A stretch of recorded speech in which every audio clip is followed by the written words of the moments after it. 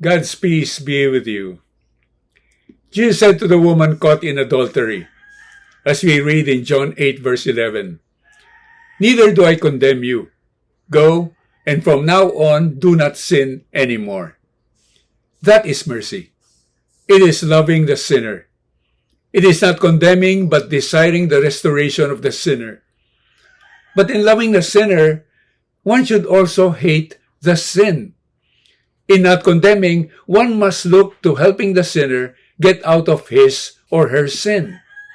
In showing mercy, it should not be false mercy, which results in sinners remaining in their sin, and thus ultimately earning condemnation.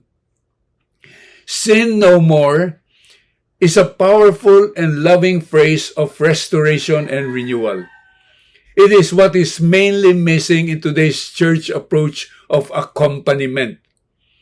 Many pastors today just look to acceptance, embrace, welcoming, and accompaniment of the sinner, but without talking of the person's sin, because it is deemed offensive. People do not want to offend. But what greater offense would there be than to lose one's soul? People want to be nice, but what is nice about sin and damnation? Many pastors do still recognize sin as sin, but by the way they speak or do not speak, they are in effect condoning sin.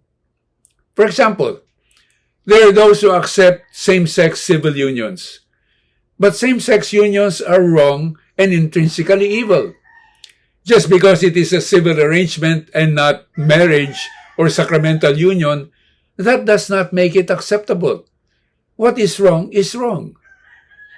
Second example, there are priests and parishes that celebrate LGBT masses. Now, LGBTs, just like everyone else, including sinners, such as we all are welcome to attend Mass. But to have masses specifically for LGBTs, at times with the gay pride flag prominently displayed, gives a signal that what they do is acceptable. And they are given Holy Communion. So if one can go to Mass and receive communion, what need is there to repent of sin?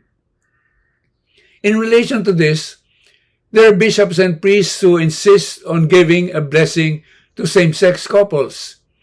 They say these couples are in love, and so they want to bless their relationship. But this condones and affirms sodomy and gives them the impression that God approves of their sin.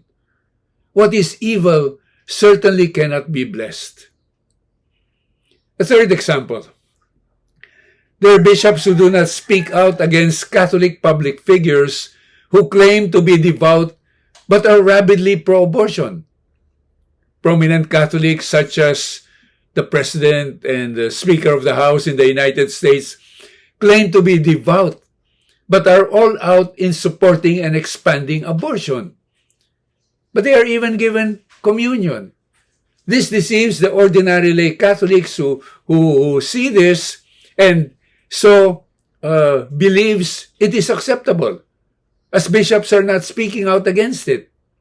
Worse, it compounds the sin of the person who now desecrates the sacrament by receiving the sacred host unworthily. Here is a fourth example. Catholic schools, mainly run by religious orders, have gay and lesbian clubs. This legitimizes sin. This deceives young minds into acceptance of LGBT, since their pastors and educators think it is acceptable. This detracts from Catholic schools accomplishing their primary mission, which is to raise strong Catholic men and women. All of these are not the way of Jesus. Such non-condemnation and just silence about grievous sin is not mercy. Such is not truly loving the sinner. Such is not accompaniment back to God, but helping sinners plunge on to damnation. The way of Jesus is simple. Love the sinner, but hate the sin.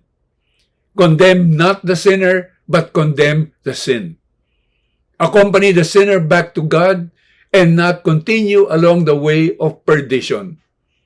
All it takes are three simple words. Sin no more. God bless you.